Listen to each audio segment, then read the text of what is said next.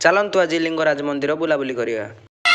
So good morning guys मु स्वागत कर मोर आ गोटे नुआ ब्लॉग को। आज हूँ शिव जागर तो समस्त को हापी शिवरात्रि। आज आम शिव ठाकुर को गाँ मंदिर में दर्शन करदे पर लिंगराज बुलवा जाऊ। यही हूँ गाँ शिव मंदिर। शिव ठाकुर को दर्शन करदे दीप जल दे आम चलू पेट पूजा करदे। पेट पूजा कर सारा पर आम देखु बस रे गोटे सीट 5 जन बसिक जाऊँ माने भावतु केमती जाऊ।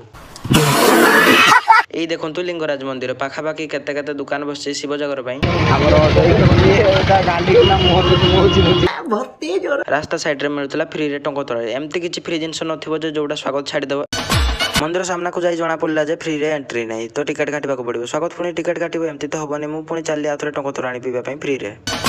आमे पळे आस्तलु बिंदुसागर को जोठी देखिले कपुल एठी देखिले कपुल सेठी देखिले कपुल ए देखि देखि मो गांडी जळुची गांडी सॉरी पार्टी को आराम देबा पे माणी आस्तिले आइसक्रीम खाइबा। रास्ता रे देखिबा को पाइलु एते बड़ गोटे एक्सीडेंट जोठी देखले खाली एक्सीडेंट ही विपुला मो आणी आसछु नो एड्रेस पुणी संगे संगे भी दीछु।